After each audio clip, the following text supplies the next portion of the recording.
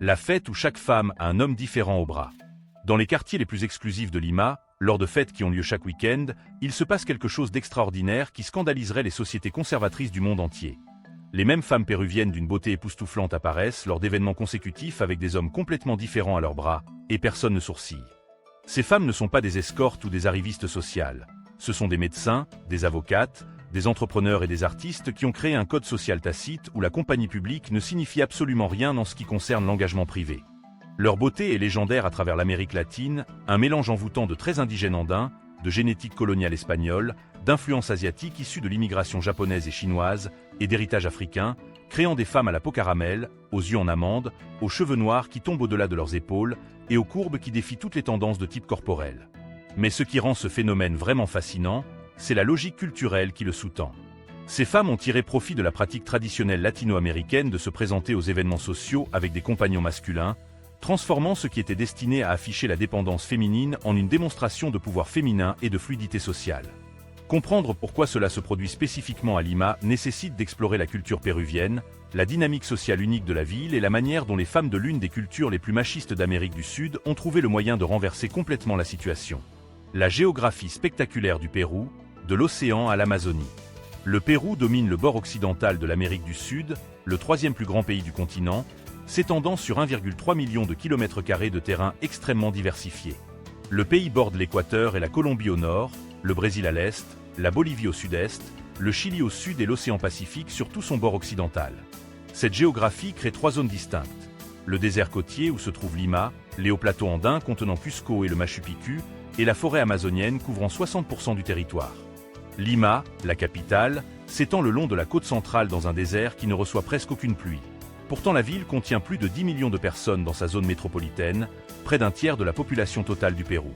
Lima se situe à seulement 12 degrés au sud de l'équateur, mais le courant froid de Humboldt maintient les températures modérées toute l'année, créant un ciel gris perpétuel de mai à novembre que les habitants appellent agarua. Les femmes qui ont redéfini les règles sociales de Lima. Les femmes péruviennes, en particulier les limnas de la capitale, ont la réputation à travers l'Amérique du Sud d'être parmi les plus belles, sophistiquées et socialement douées du continent. Le mélange génétique à Lima est extraordinairement diversifié, créant une variété frappante dans l'apparence physique. Mais les femmes des classes supérieures et moyennes de Lima ont développé quelque chose au-delà de la beauté physique. Elles ont maîtrisé l'art de la navigation sociale dans une société profondément hiérarchisée et obsédée par les apparences, où qui vous connaissez compte plus que ce que vous savez. Ces femmes ont appris très tôt que participer aux bonnes fêtes, être vues aux bons endroits et cultiver les bonnes relations détermine le succès social et même économique. La pratique d'apparaître aux événements avec différents compagnons masculins a évolué comme un moyen pour les femmes de maximiser l'exposition sociale, de démontrer leur désirabilité et de construire des réseaux sans s'engager dans des relations qui pourraient limiter leurs options. Cela représente une compréhension sophistiquée du fait que, dans l'économie sociale de Lima, la visibilité et la flexibilité comptent plus que le statut relationnel traditionnel. La géographie du statut et de l'apparence à Lima. Lima se divise nettement entre les quartiers côtiers riches et les zones intérieures pauvres, le quartier où vous vivez communiquant immédiatement votre classe sociale. Miraflores et San Isidro, les quartiers riches en bord de mer, contiennent les restaurants, les clubs et les lieux privés où se déroulent les fêtes d'échange de partenaires. Ces quartiers présentent des parcs le long de falaises océaniques spectaculaires, des centres commerciaux haut de gamme et des rues résidentielles bordées de gardes de sécurité. Barranco, le quartier artistique et bohème, attire une foule créative plus jeune mais maintient des dynamiques sociales similaires.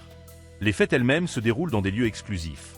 Terrasses sur les toits surplombant le Pacifique, clubs privés avec des frais d'adhésion atteignant des milliers de dollars par an, restaurants où un seul repas coûte 100 à 200 dollars, soit 90 à 180 € par personne.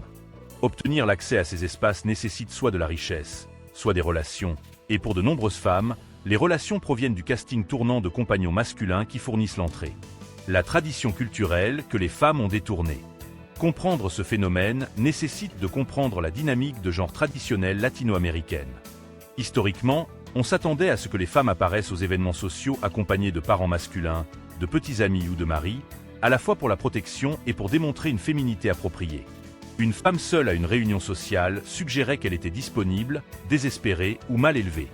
Cette tradition d'escorte était destinée à contrôler la sexualité et la mobilité féminine tout en renforçant l'importance masculine.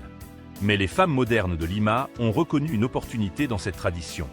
En maintenant la forme tout en changeant la substance, Elle pouvait apparaître à plusieurs événements avec différents hommes sans déclencher les sanctions sociales qui s'appliqueraient aux femmes qui rejetaient simplement la compagnie masculine entièrement.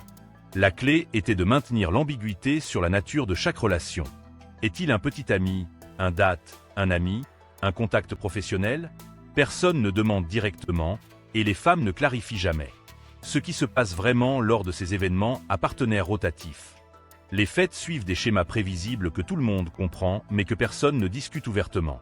Les femmes arrivent avec des compagnons masculins qui peuvent être de véritables intérêts romantiques, d'anciens petits amis servant maintenant d'escorte platonique, des amis de la famille, des contacts professionnels ou des hommes qu'elles ont rencontrés lors d'événements précédents.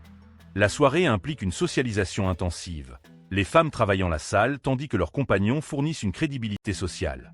Des photographies sont prises constamment pour les médias sociaux, cimentant le registre public de qui est apparu avec qui.